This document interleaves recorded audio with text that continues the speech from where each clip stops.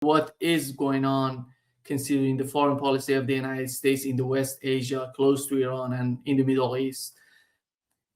What is your assessment as we talk today at this particular moment on the escalation of the buildup of the military around Iran and this current rhetoric of, on one side we have the negotiation, on the other hand, anytime the attack could happen.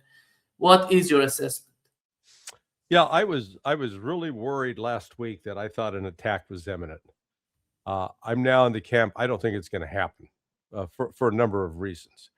So let's start with the so-called Armada. You got a carrier strike group that's sailing in the Arabian Sea. Well, they're staying about 1,000 miles offshore. Now, if they're going to attack Iran, what are they going to attack with? Well, Tomahawk cruise missiles. Guess what the range of a cruise missile is? 1,000 miles. They might be able to stretch it if they don't have a big warhead, maybe get 1,500. So all of a sudden, again, the ostensible purpose is, we got to take out all of Iran's ballistic missile sites. They can't even get, they can't even get a third of the way to Tehran from launching out there in the sea. So that's problem number one. Then they got the issue, and the reason why are they staying 1,000 miles offshore? Well, because I had an argument with actually a friend of mine. He's a Navy SEAL commander. He's the one that set up the floating base in the Persian Gulf back during 1987, the oil escort operations and the Iran Ajar, that whole event. So I wrote a piece recently where I laid out all the reasons that I thought the ships were, the problems the ships are going to run into. And, he said, oh, you don't know what you're talking about because those missiles can't hit the ships. I went back to it. I said, dude, I'm not talking about the missiles, but let's number one, recognize Iran's got some missiles that are maneuverable. You're correct that if you got an aircraft carrier moving at 30 knots and you fire a missile at them, it may be a conventional missile. It may be difficult to hit the ship. But Iran also has this thing called drones. In fact, they have at least, by what's in open source, 4 or 5 drones that travel more than 1,000 kilometers. Or so they've got drones that could actually go all the way out there. And drones are maneuverable, and they're not static. And then when you start laying out the details of if Iran attacked, I mean, if I was telling the Iranians what to do, I'd make sure that every ship that's in the U.S. flotilla would be hit with at least 100 drones. They'd have to be fighting them off because these destroyers and the missile cruisers, they have what are called vertical launch system cells. So think of it like, my coffee cup. You put it down on the deck of the ship, and then you stuff some missiles in it. Those are the air defense missiles. Well, you fire them off, and it's not a matter of just saying, okay, hey, bring me another one. Let's reload. Oh, no. Some genius years ago said, let's got this system that the ship will then have to go to port, and you have to get a special crane, and you have to reload them with this crane. So in other words, if those ships got into a situation, they only carry like 50 to 100 of these missiles, and they fire 2 to 3 against an incoming target. So do the math. Let's say you got 100 missiles. If Iran launches 75 drones at one ship, it's going to be, about 30 anti-air defense missiles short. So, I mean, this is going to be, if there was an actual confrontation, it would be short-lived. Normally, they would go up to the port in Bahrain to refit, but Iran's going to shut down the Strait of Hormuz, so that won't work out too well. So then they have to sail to Diego Garcia. Okay, from the Iranian coast to Diego Garcia, it's about a 3-day trip.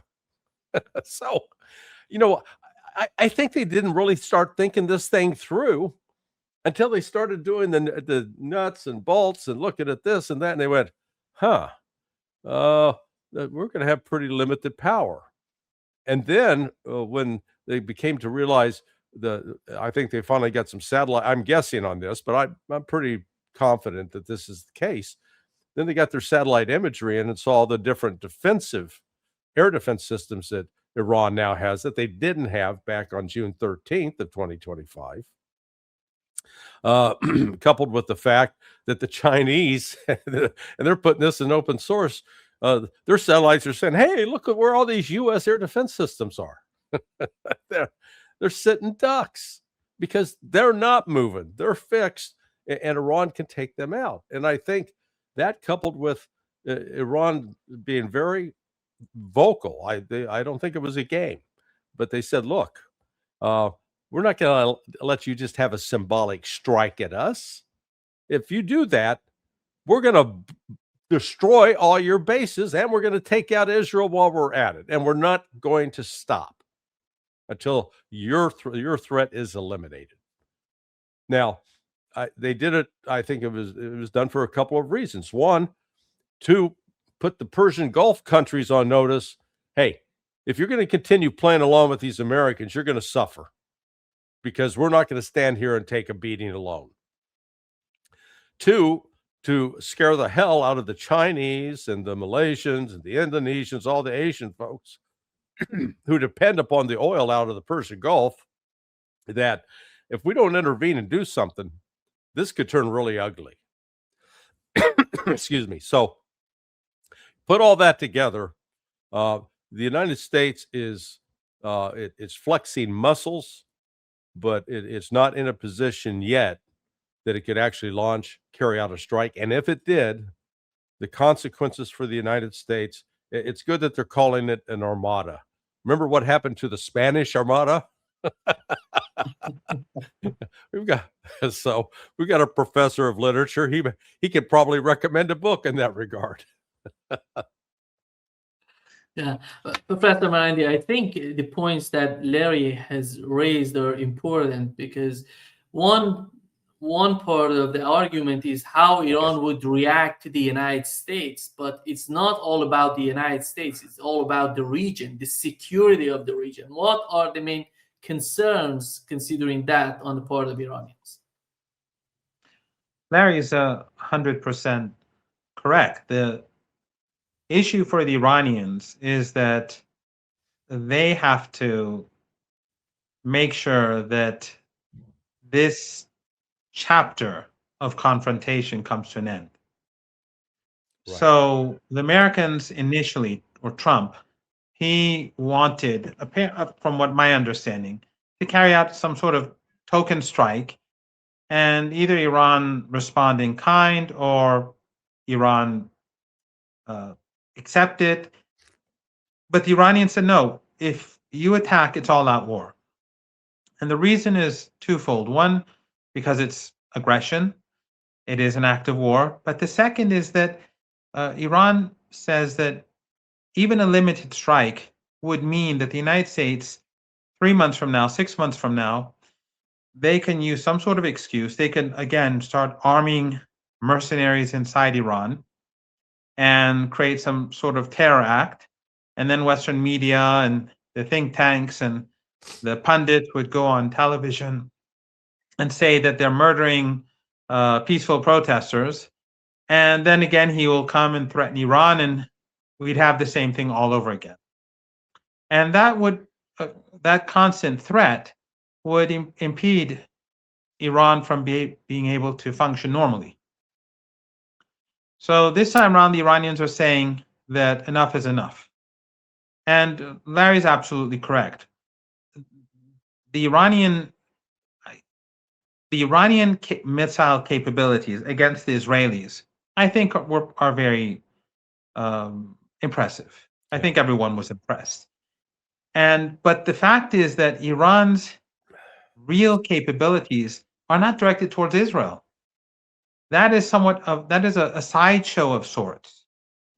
Iran has powerful capabilities to hit Israel hard, the regime. But Iran has been preparing for war with the United States for 2.5 decades. ever since 9/11, during the unipolar moment when the United States surrounded Iran, took Afghanistan, took Iraq, had a base in Central Asia, the Iranians felt that an attack from the United States is almost inevitable. So they started preparing themselves with underground bases and other such facilities, small speedboats, small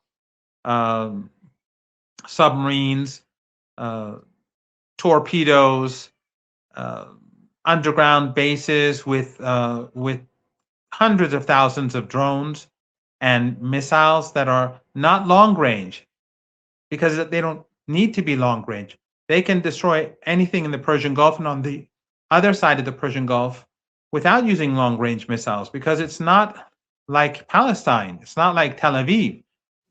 It's very close. So you have all these very easily maneuverable missiles and drones that can be fired anywhere. And of course, Iran has surface-to-sea missiles too. And they have all been, or well, many have been stationed alongside the coast of the Persian Gulf over the last couple of weeks to send a message to the Americans that not only will they take out U.S. bases, not only will they attack their ships, but all the oil and gas facilities, the tankers, oil and gas tankers, everything else, it would be destroyed. And the argument that the Iranians put forward is that all these tiny countries in the Persian Gulf region, they have U.S. bases, thus they're complicit. And as we speak, those bases are being used. I think Larry was alluding to an article in Chinese media, which I also tweeted, where they were using satellite imagery, obviously from Chinese sources, and showing how in Qatar and in Kuwait and in Bahrain and elsewhere, the US was stationing anti-aircraft systems. So all these countries are cooperating with the United States. They can say that they are neutral and they're not involved, but the Iranians won't accept that. So if there's conflict, the real Iranian capability is actually directed towards the United States. And so the firepower that Iran has is much greater than what we've seen against Israel, even though Iran back then was not prepared. There was a blitzkrieg attack. Now Iran is far more prepared. So I think that this would bring down the global economy, and Trump recognizes that. Now, I'm not saying there won't be war, because this is Trump. If it was a normal government, I would say that the chances of war would be zero. But Trump is someone who's not predictable, and he's surrounded by Israeli firsters. Yeah. And some people would say that the Epstein files, they could have an impact. I don't know, but some say that they create a greater incentive for a strike. At the moment, I have a feeling that what Larry is saying is accurate. That right now the Americans, the U.S. government does not want to engage in military conflict. But the Iranian armed forces, as we speak, they are on full alert. And then, as Larry also said, these ships, as we saw in Yemen, have a very limited capability for self-defense. And what the Yemeni armed forces and Ansarullah, what the United States and Western governments like to call the Houthis, and Western media like to call Houthis, they would fire drones and missiles at these ships, and then the ships would constantly have to fire very expensive anti-missile, anti-drone defense systems, and then after they were depleted, they'd have to leave. So, and which is very costly. Now, again, that doesn't mean that we won't have a military conflict. But one thing that I would like to add here, and this is because I sometimes I do get some feedback from people. I've been tweeting this, in my interviews, I've been saying this, that Qatar will be destroyed and the regime will collapse. the Emirates, and others too. But that doesn't mean I want it to happen. That doesn't mean that the Iranian government wants this to happen. Yeah. The Iranians are warning, and I am also warning these people that it is in your interests, and also it's in the interest of the US government, not to go down this road, because this is what will happen. What Iran wants is peace. Iran wants to export, import, do business, do trade. But Iran is not going to allow governments in the Persian Gulf region or in the Caucasus, like Aliyev, to conspire against it and pretend to be friends, and then Iran suffered the consequences and they don't. This time around, Iran is not going to tolerate anything. So it will be a fight for survival. It will be an existential war. It will be, Iran will pull no punches. It will go all out. And as I said, it's been preparing itself for 2.5 decades. Iran's strength is its drones and its missiles.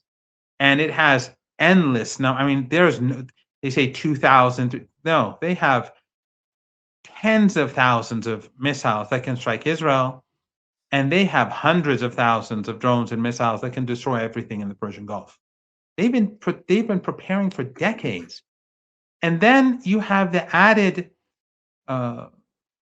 element of Yemen, Hezbollah, but also Iraq.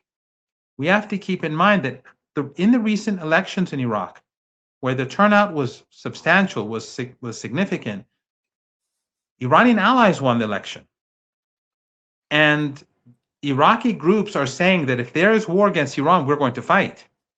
And just a couple of nights ago, or a couple of days ago, we saw footage of an underground missile city in Iraq. And it's clear that they have many such cities too. So this is a new component to a regional war, because the leader, Ayatollah Khamenei, he said that this time around, if there's a war between Iran and the United States, it's going to be a regional war. So imagine you have Yemen, which with a very large population, and which has been preparing itself for war. You have Iraq, it has a huge population. The population of Iraq is something like, I think, 45, 47 million. This is not the Iraq of 3-4 decades ago that was broken and the United States invaded it. This is an Iraq that has an armed force whose armed forces are comprised of men who fought ISIS and who have allies in Tehran and who've been preparing themselves for a regional war. They can go and take Kuwait. They can go into Saudi Arabia. They can take out US bases in Iraq. They can take out US bases in Syria. They can fire missiles themselves at the Israeli regime. They can fire drones. So the balance has changed across the region. Again, that doesn't mean that Iran is seeking war. Iran seeks to have peace in the Persian Gulf region, for the Persian Gulf region to prosper. Iran wants countries in the Persian Gulf to recognize that their real adversary is Israel. Iran would like the United States to recognize that its real adversary is Zionism. But if things move in the wrong direction, the Iranians have been preparing, as I said, they've been preparing themselves for 2.5 decades for this moment. It will be devastating for everyone. War is horrible, but it is sort of like during the Cold War between the United States and the Soviet Union. When I was at school, and we read even as school children about MAD, mutual assured destruction. What Iran can do to the oil and gas exports from the entire West Asia area and the Caucasus will destroy the global economy. Some American friends have asked me, well, what about the fact that the United States is self-sufficient in oil?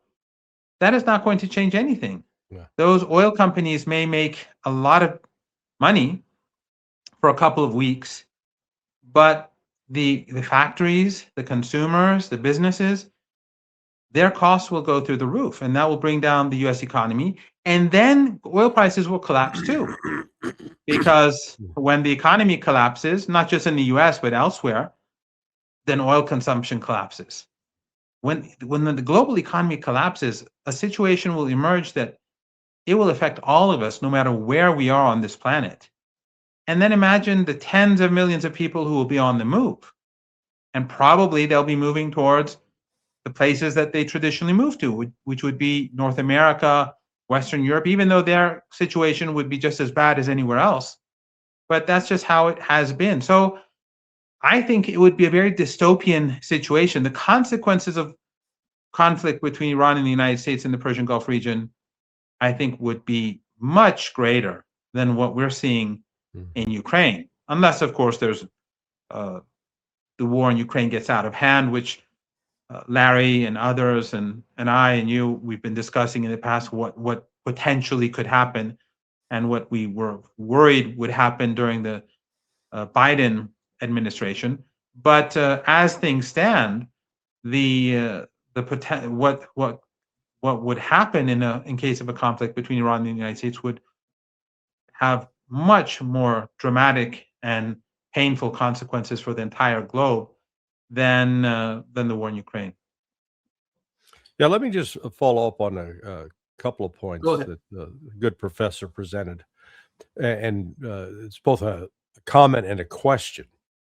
My understanding is that the Shia population in Saudi Arabia, and the Emirates, and I believe in Qatar, are actually, they're the majority.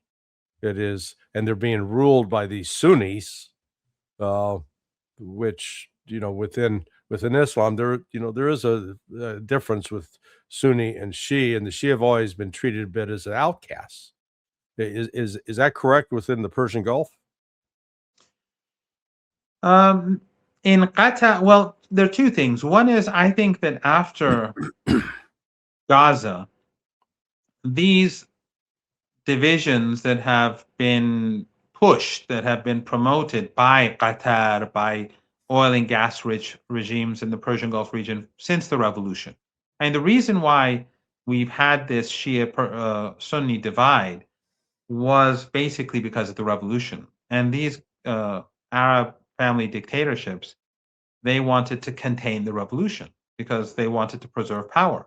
So they started supporting Wahhabism and Salafism in particular, which the ideology of Salafism and Wahhabism weren't widespread before in the 1970s and beforehand across the Islamic world.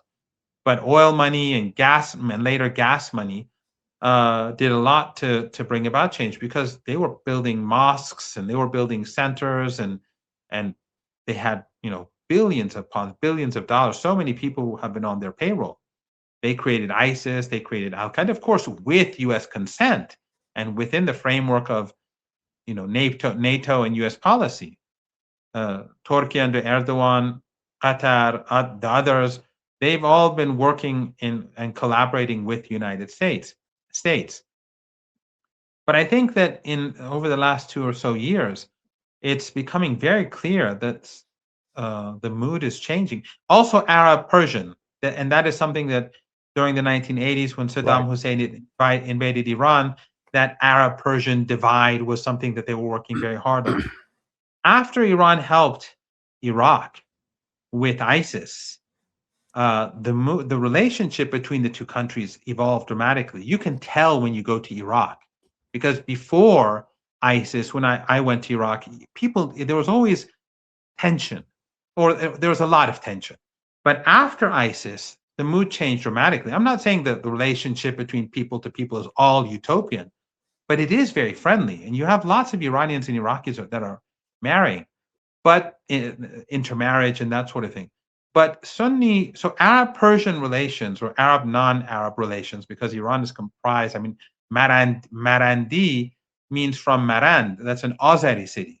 Iranians, the relationship between Iranians and Arabs, that relationship is evolving. And Shia Sunni is the same. A lot of people are beginning to see through this manufactured divide.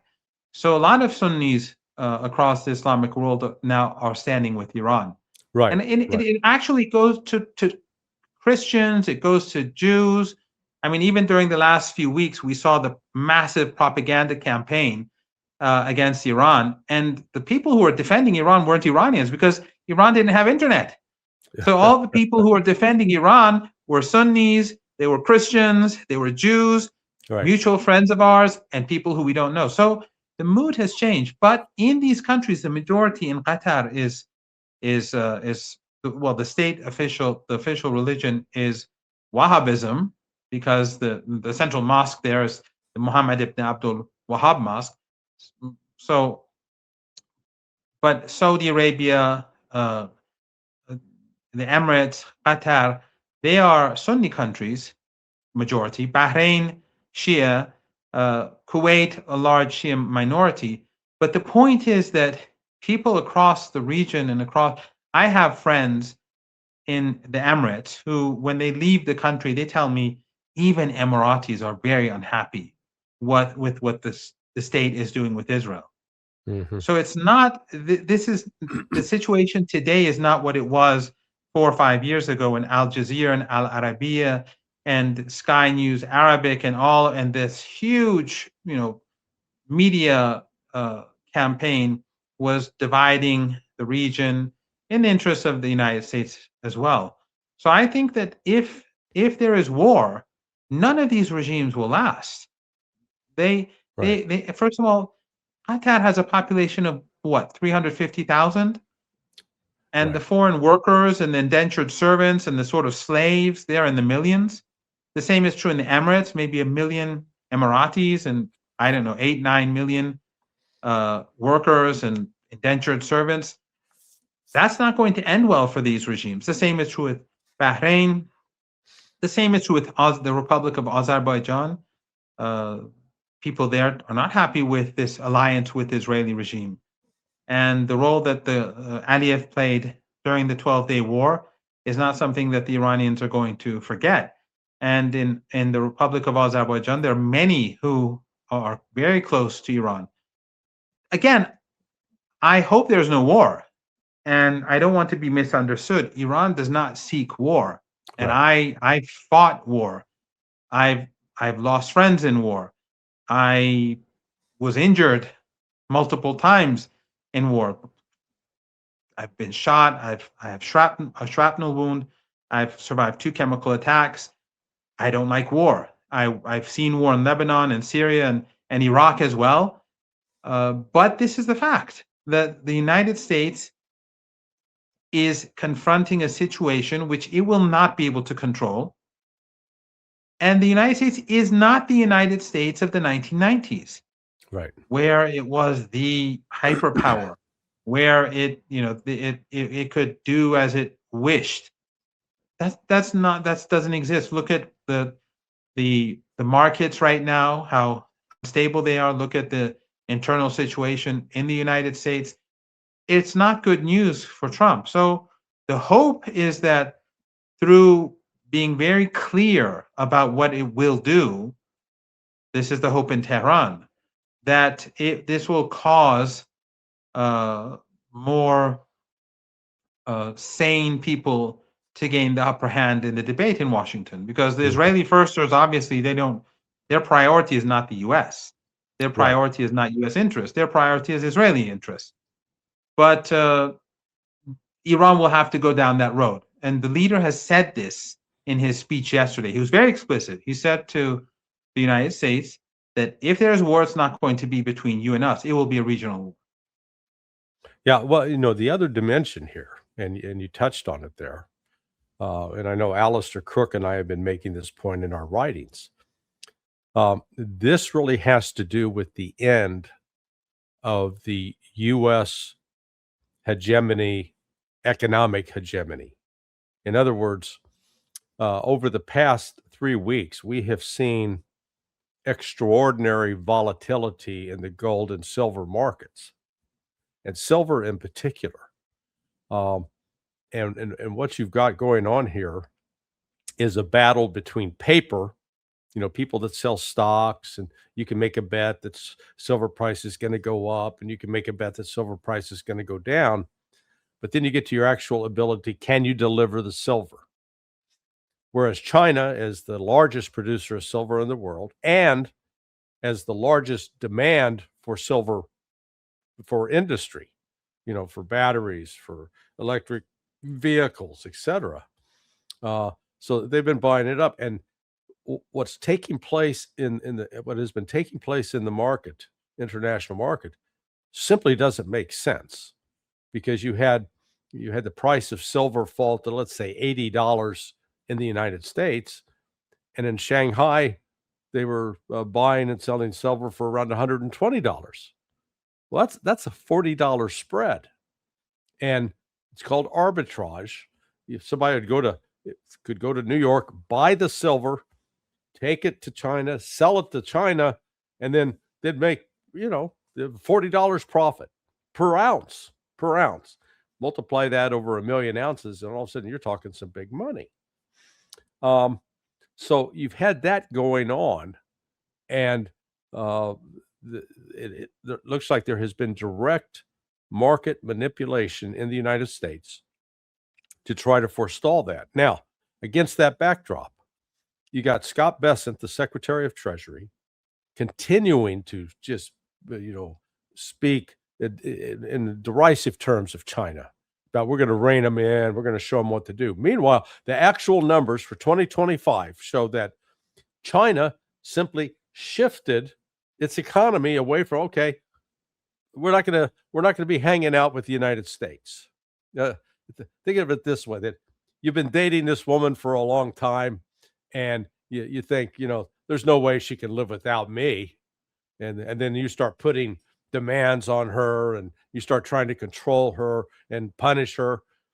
Then all of a sudden she's dating, Elon Musk or something. Well, you're not with me anymore. And that's what's going on with China. China's economy actually grew despite having a 15% decline in trade with the United States. And what China is doing is diversifying its economy, and along with Russia and with Iran now as part of BRICS, and with the other BRICS nations, that they're no longer willing to be held hostage to the US dollar. And this alternative economy, it's growing, and it's growing fast.